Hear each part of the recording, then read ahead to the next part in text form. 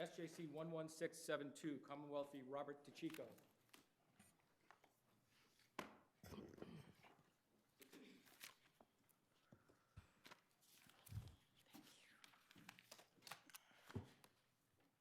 Good morning. Good morning, Chief Justice Gantz. May it please the court. My name is David Nathanson. With me is attorney Michael Nomcrane. In 1983, Robert DiCicco was convicted of rape based on eyewitness identification. He's insisted upon his innocence since that time, and now newly available DNA evidence backs up Mr. DiCicco's claim of innocence. Specifically, the Massachusetts State Police Lab observed sperm cells on the victim's genes with a microscope. They tested it for male sperm DNA. The result revealed a likely real human male sperm DNA result. The result does not match him. It is a 13 allele at DYS 456 above the noise or analytical threshold. Did Cellmark come out with the same result? They did not. They got no result. No result. And they're testing a different piece of fabric. They weren't testing the same piece at all? It's the same stain. Okay. The Commonwealth, what the police lab tested was cut sort of from the middle area of stain number 13. What the Cellmark was testing was sort of the corona. Is there any more left? I don't believe so. I don't believe so. I can't answer that. All that testing exhausted it, you think? That is my understanding. Now, you say this is clearly a potential allele. Well, that's the scientific jargon, Your Honor. So what it is an allele that is above the threshold at which one can be very confident that it is a real human DNA result. It does not reach the threshold for which you are allowed to apply statistics, but everyone agrees that it is industry standard. It is a generally accepted practice that you may use those alleles to rely on them to exclude someone from a sample. Is there any, I'm sorry, go ahead. I'm sorry. So is the issue before us then the level of confidence with regard to that conclusion? That is the extent to which one can have enough confidence to say that was not his sperm, to say that that would be admissible in evidence at a new trial and therefore he should get a new trial? The issue is whether the judge properly applied the Daubert-Lanigan analysis to the expert's conclusion. So, But is the result, if you're right, it's enough to go to a jury that would create a reasonable doubt? I would think so, yes. And so it's for the new trial? Yes. I think that's what That's right. And so... But are there any laboratory standards or expert society of experts standards that allow an expert to base an opinion solely on this type of reading? So that is the crux of the matter, in the sense that the Daubert-Lanigan analysis does not require a specific rule. No, that's not my question. My question is there any standards of any expert society or any laboratory protocol that allows an expert to express an opinion excluding or including somebody based solely on this type of reading? It's not prohibited.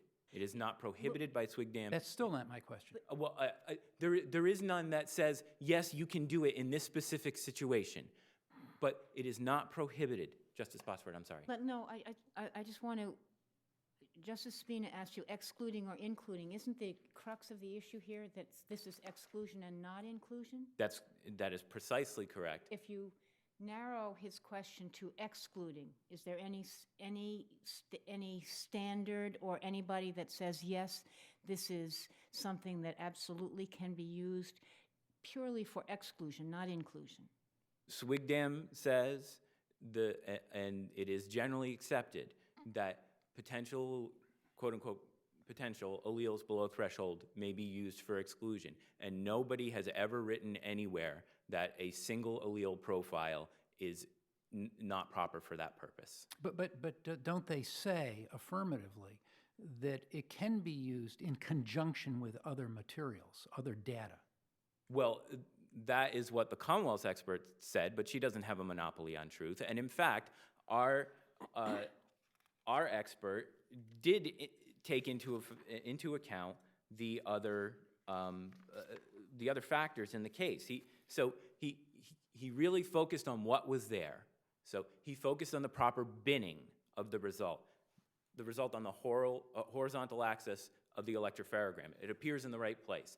He focused on the peak morphology of the result, the vertical axis of the electropherogram. It appears in the right place. He relied on the fact that the result occurs at DYS-456. That's the locus. Both our expert and their expert say that results at smaller areas of the helix, like DYS-456, are more reliable. Because they're smaller, they replicate more efficiently and are less prone to error. That is another thing that he pointed to specifically to say that I am confident in this result, and that's all that Swigdam requires. So pragmatically, if there were a case like this in which there were two suspects, would this information be enough to exclude from the investigation one of the suspects? I just want to make sure I'm clear of the factual scenario. Let's assume there was uncertainty as to whether the person who committed the rape was Mr. DiCicco or Mr. Jones. And would this, if this were done during the course of the investigation, as opposed to post-trial, would a reasonable investigator looking at this be able to say, I can now exclude DiCicco as a potential suspect because of this result? Right. So I'm not entirely confident of my answer, but I believe that it would be much more problematic to try and exclude Mr. DiCicco from that sample because of the possibility of allelic dropout because of the low level. But here, the facts of the case are only one man raped the victim. And this is a sperm DNA result. So there's no question of a mixture. If in that case, where there are two people... No, let's assume there are two potential suspects, but only one person raped. Oh, then yes, absolutely, yes. So you're saying an investigator, based on this information... Yes. ...would be able to say, we can knock out DiCicco, he didn't do it. That's correct. We now have to focus on whether the other guy did it. That's correct, yes. Further, just a factual question. I understand what you're saying, and thank you for explaining.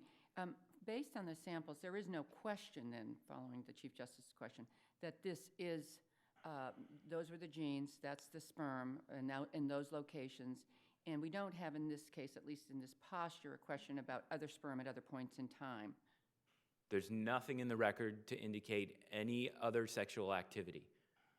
The other man held her down by her shoulders. So presumptively, for our purposes, that was the sperm that was deposited as a result of the rape of the victim at that time. And this sample it excludes, at least at the DYS 456, Mr. DiCicco. Correct. That is the only inference you can make based on this record. Going back, well, this sample was taken from the inside knee of the jeans? Well, I don't think you can say inside or outside because they cut it. And then it's the knee of the jeans. The knee of the jeans, yes.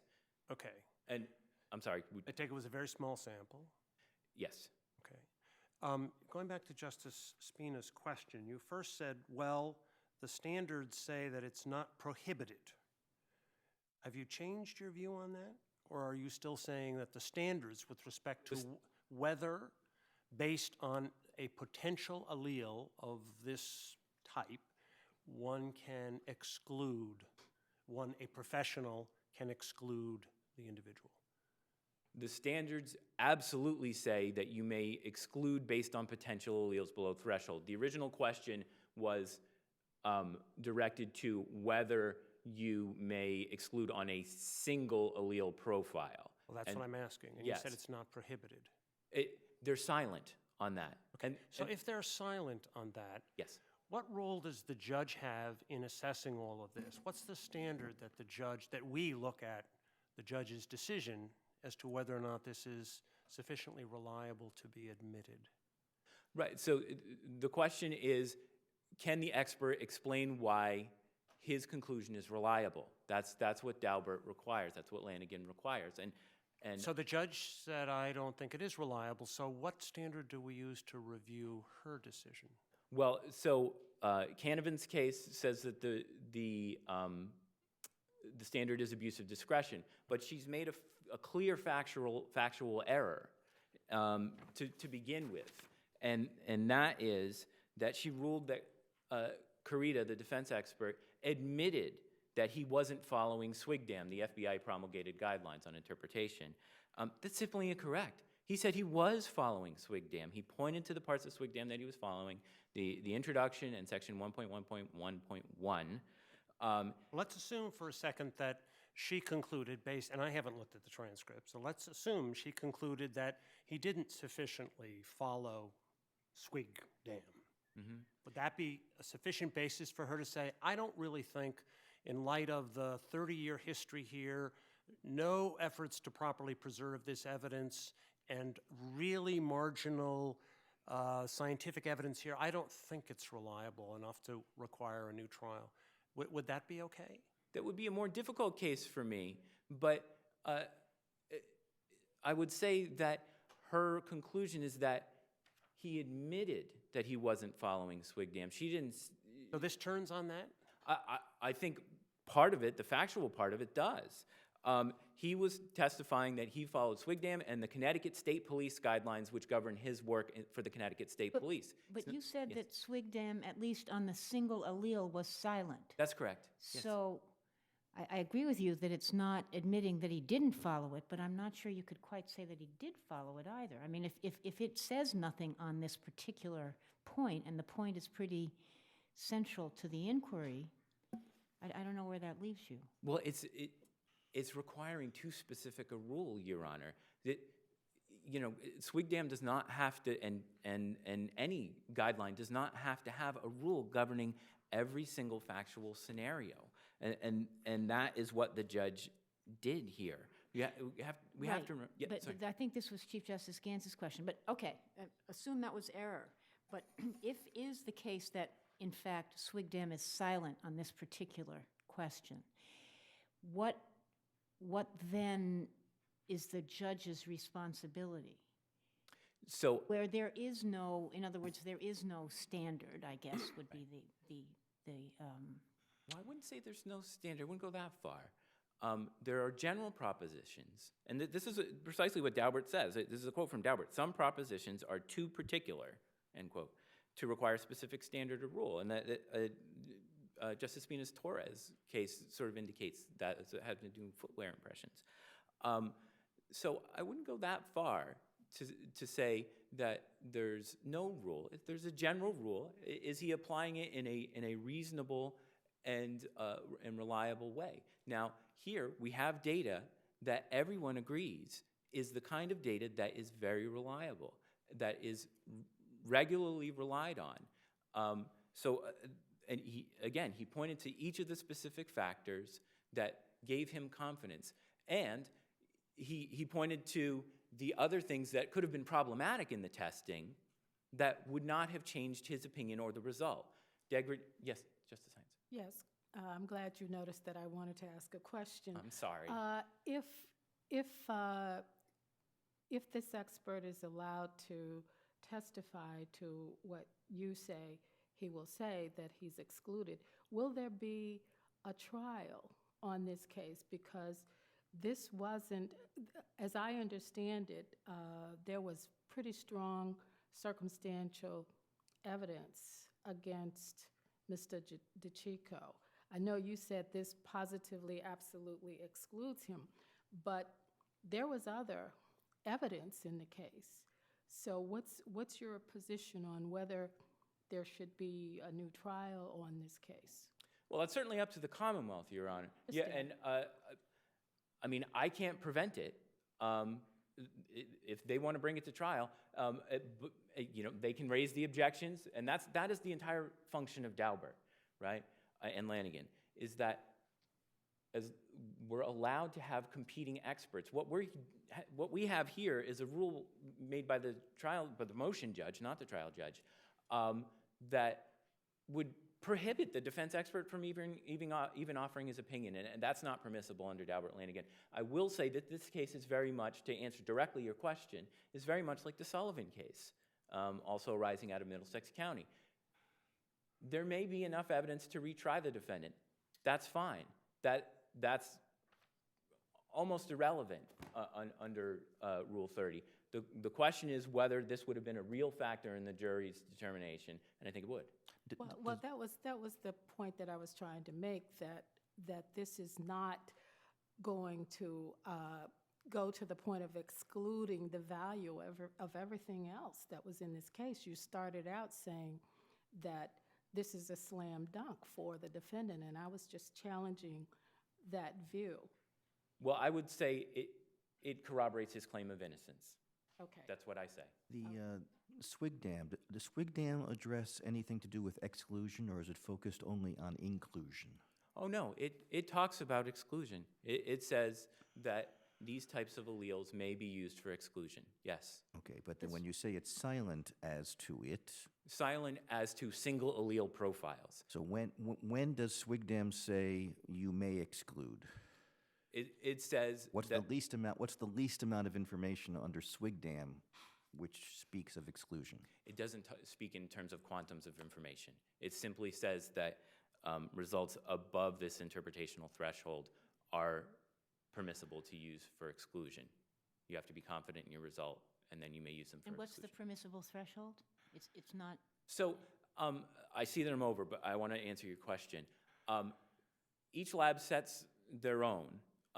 In this case, the permissible threshold, the noise threshold, the state police lab set at 55. The Commonwealth's expert couldn't explain exactly how she arrived at that 55. but it's referring to the noise threshold. Right, which is 3 times the noise, more than 3 times the noise level of the machine, right? So it's to rule out noise. The result in this case was somewhere between 65 and 70. So we have a 55 threshold, and it's 65 or 70. And I'll just point out that Justice Spina's, your opinions in Grinader and Gaynor, we're dealing with RFU levels of between 40 and 60, which were used for inclusion. But what is the threshold that swig dam refers to for the use of it? Is it the call threshold or is it the noise threshold? So they don't use the same terminology, so that creates a little confusion. But they definitely talk about a lower threshold, which we would call the noise or interpretational threshold. So that you're saying that under swig dam, so long as it's above the noise threshold, it's usable? Absolutely. And everybody who reads swig dam would understand that to be the case? Usable for exclusion, yes, absolutely. But the confirmation level is what, 170? Well, it's 165 for the Massachusetts State Police Lab. Other, Cellmark has used between 40 and 60 for confirmation. Is that what it regularly uses, 40 and 60? Yes. All right, thank you. Thank you.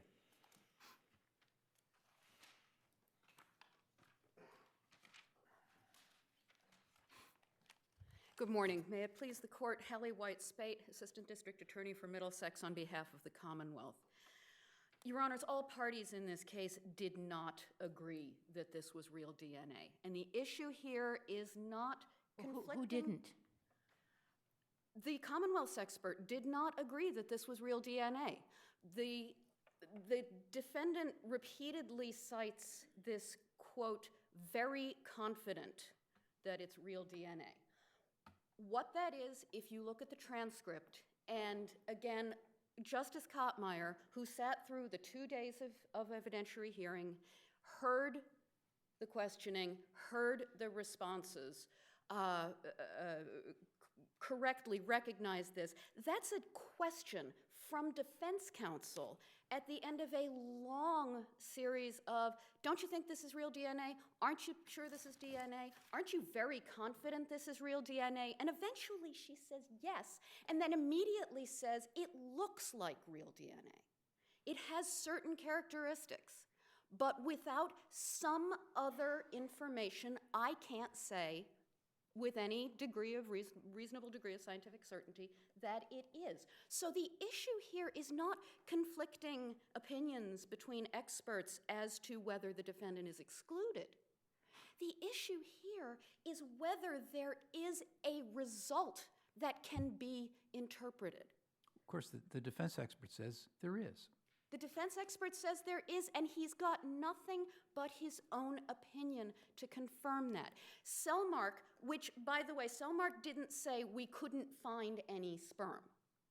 Selmark tested a sperm fraction and found no male DNA in it, okay? So this is a non-reproducible non-result.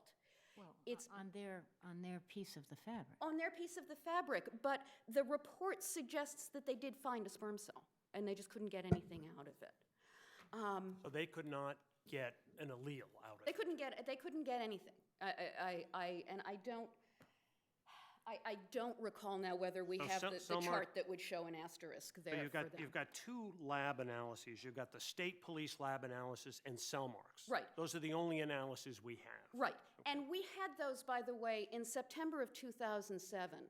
And it was not until March of 2010 that the defendant could find a chemist who would say, I think he's excluded based on this. Well, do you happen to know that the defendant was beating the bounds? I mean, I beating the don't. bushes? So I maybe you don't, but shouldn't his say that. original affidavits from the chemist Thomas Fetter say, are completely silent about the sperm results. So what does Swigdam say about the use of alleles, or the use of this kind of a reading as to a potential allele? How, under what circumstances can it be used according to Swigdam?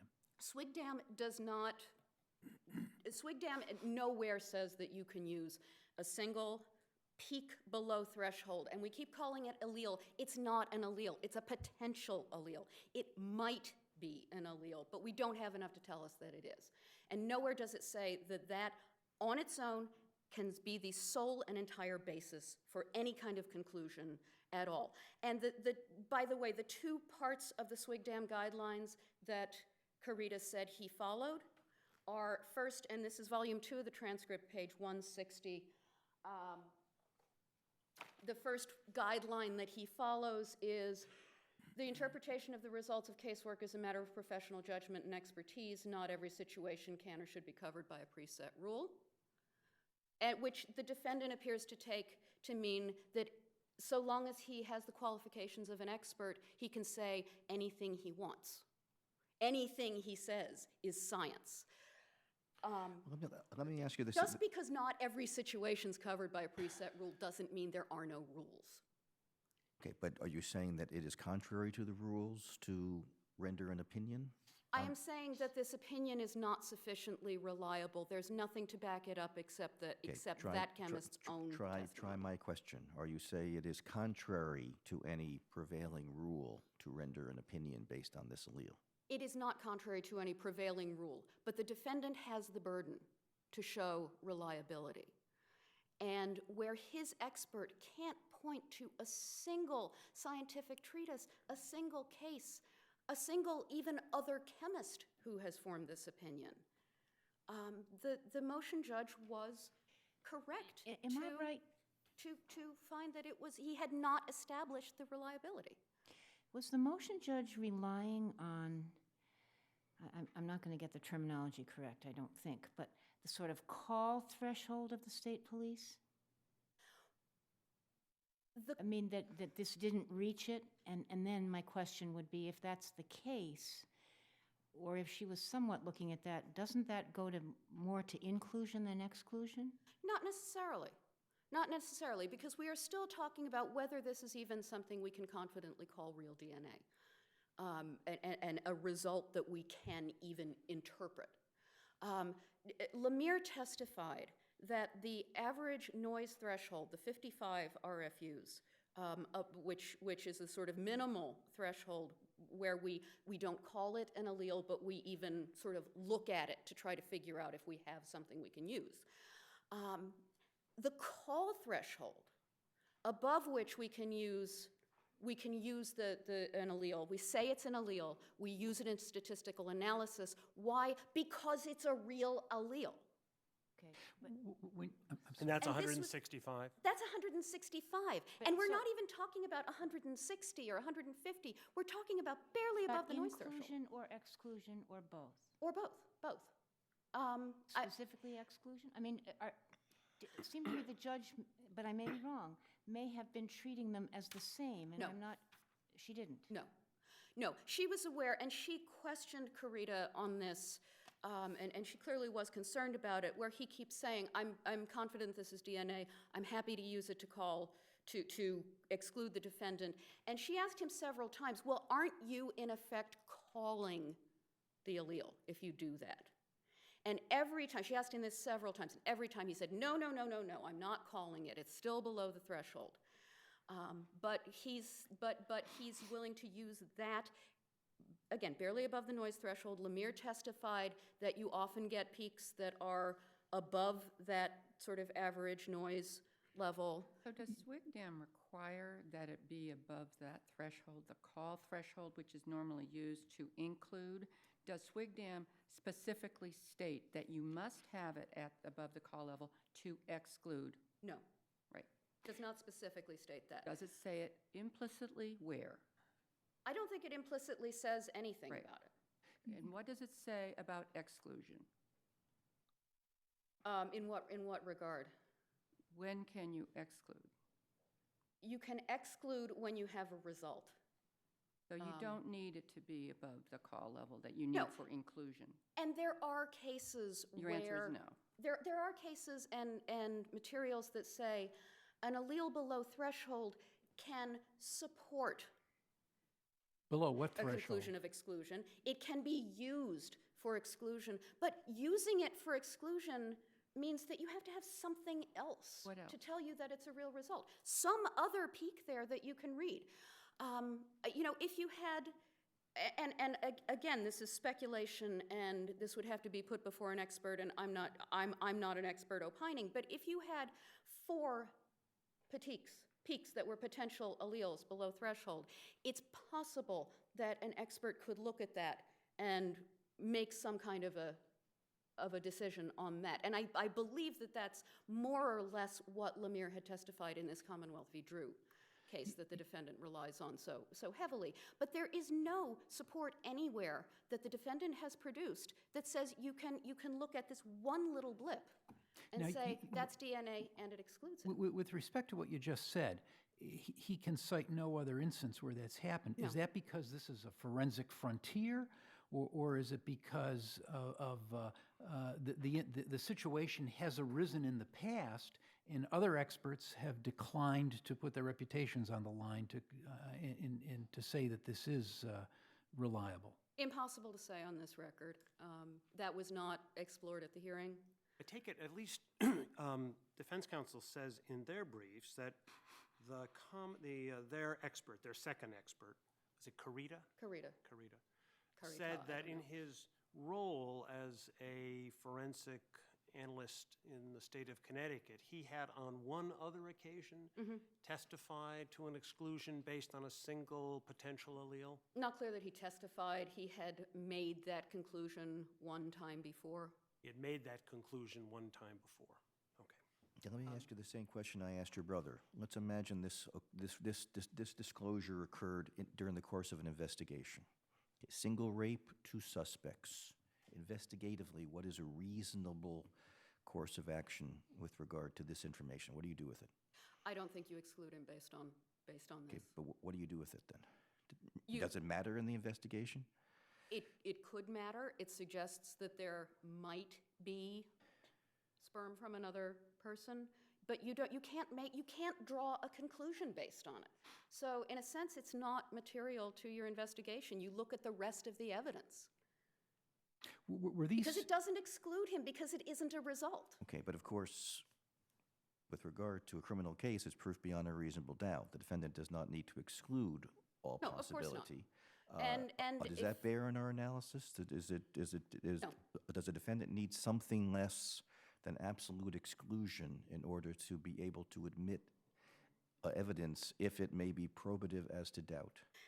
The defendant, as the moving party here, has the burden of showing that this expert testimony is sufficiently reliable to place before a finder of fact in a new trial. And Justice Kottmeyer, who heard the witnesses, who saw the guidelines, who saw the exhibits, determined that that he had not met that burden to show it was Sufficiently reliable as to what conclusion? Sufficiently reliable to exclude him, or sufficiently reliable to raise a substantial question as to? Sufficiently reliable to say this is anything, that this is even evidence that should be considered, to say that you have a result that you can interpret. Now, there's an issue in this case about the continuity of evidence, and my question is, were stains 13 and 14, numbers 13 and 14, identified at a time that was relevant to this motion for a new trial, or were they identified back in 1983 or 84 when the trial took place?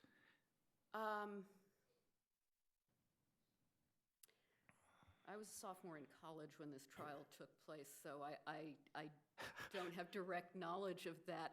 My understanding is that those stains were identified and numbered at the post-trial stage. Okay. You know, the genes were in evidence in their whole state at trial, and they had been. I don't think the cuttings were taken until much later. That is my memory. That they went to the jury as a pair of genes, not as cuttings. Now, when the cuttings genes were taken later. When the genes were pulled down on the alleged victim in this, or on the victim in this case, Thank you. when they were pulled down, was the knee portion exposed? Was there a picture taken of the genes at the time? Not at the time. Okay. Not that I'm aware of. The pictures that we have in the record appendix are from the stage at which the cuttings were taken, which was later. And she didn't testify. He pulled my genes down so that the outside part was exposed. Certainly, given that they were around her ankles and she pulled them up, anything that was on her could have wound up on the inside of those genes. I don't know if that answers the question. Because when she left the scene, she had pulled her jeans back up. She had pulled them up, yeah. Yeah, she didn't leave them there, is my memory of the testimony. And certainly it's not relevant to this part of the defendant's claim, but certainly as regards the epithelial DNA results, which are quite different, which actually are results, which are admissible.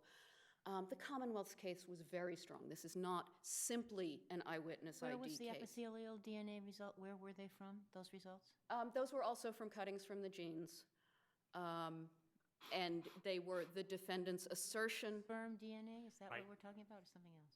Right, that not from this is the non-sperm fractions, and this is what the defendant has not shown, as it is his burden to do at this stage of the proceedings, has not shown were deposited by the attacker at the time of the rape.